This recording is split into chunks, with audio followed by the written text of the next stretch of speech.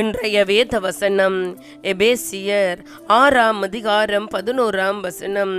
நீங்கள் பிசாசின் தந்திரங்களோடு எதிர்த்து நிற்க திராணி உள்ளவர்களாகும்படி தேவனுடைய சர்வாயுத வர்க்கத்தையும் தரித்து கொள்ளுங்கள். என் அன்பான சகோதர சகோதரிகளே, ஆண்டவருடைய வார்த்தை இன்று எங்களிடம் கடந்து வருகிறது.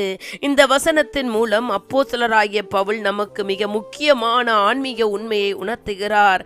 நம் வாழ்க்கையில் வெறும் உடல் ரீதியான போராட்டம் அல்ல, அது ஒரு ஆவிக்குரிய போர். சாத்தான் நம்மை வீழ்த்துவதற்காக பலவிதமான வஞ்சனைகள், சோதனைகள், மனக்கிளர்ச்சிகள், சந்தேகங்கள் போன்றவற்றை திட்டம் இடுகிறான். ஆகையால் நாங்கள் விழித்து கொண்டவர்களாய் இருக்க வேண்டும். ஏனெனில் மாம்சத்தோடும் இரத்தத்தோடும் அல்ல, துரைத்தனங்களோடும் அதிகாரங்களோடும் இப்பிரபஞ்சத்தின் அந்தகார லோகாதிபதிகளோடும் வான மண்டலங்களில் உள்ள பொல்லாத ஆவிகளின் சேனைகளோடும் நமக்கு போராட்டம் உண்டு. ஆகையால் தீங்கு நாளிலே அவைகள் நீங்கள் எதிர்க்கவும் சகலத்தையும் செய்து முடிக்கத்தக்கவர்களாய் நிற்கவும் திராணி உள்ளவர்களாகும் படிக்கு தேவனுடைய சர்வாயுத வர்க்கத்தையும் எடுத்துக் கொள்ளுங்கள்.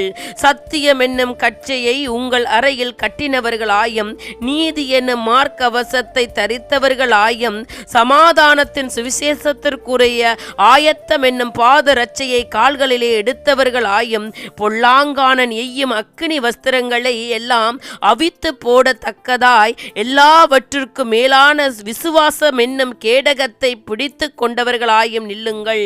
இரட்சணியம் என்னும் தலைச்சீராவையும் தேவனுடைய வசனமாகிய ஆவியின் பட்டயத்தையும் எடுத்துக் கொள்ளுங்கள். எந்த சமயத்திலும் சகலவிதமான வேண்டுதலோடும் விண்ணப்பத்தோடும் ஆவியினாலே ஜெபம் பண்ணி அதன் பொருட்டு மிகுந்த மன உறுதியோடும் சகல பரிசுத்தவான்களுக்காகவும் பண்ணும் வேண்டுதலோடும் விழித்து கொண்டிருங்கள். எனவே நாங்கள் விழித்து கொள்ளுகிற காலங்களாய் இருக்கிறது. ஆகையால் அன்பானவர்களே, நம்மை சுற்றி இருக்கும் சோதனைகள், தந்திரங்கள், போராட்டங்கள் எல்லாம் வெல்ல நாம் சொந்த இரத்தத்தினால் எங்களை கழுவி மீட்ட இயேசுவின் வழியில் வந்து அவர் மீது நம்பிக்கையோடு இருக்க வேண்டும். தினமும் தேவனுடைய சகல விருத்தியுடன் ஆயத்தமாக இருக்க வேண்டும்.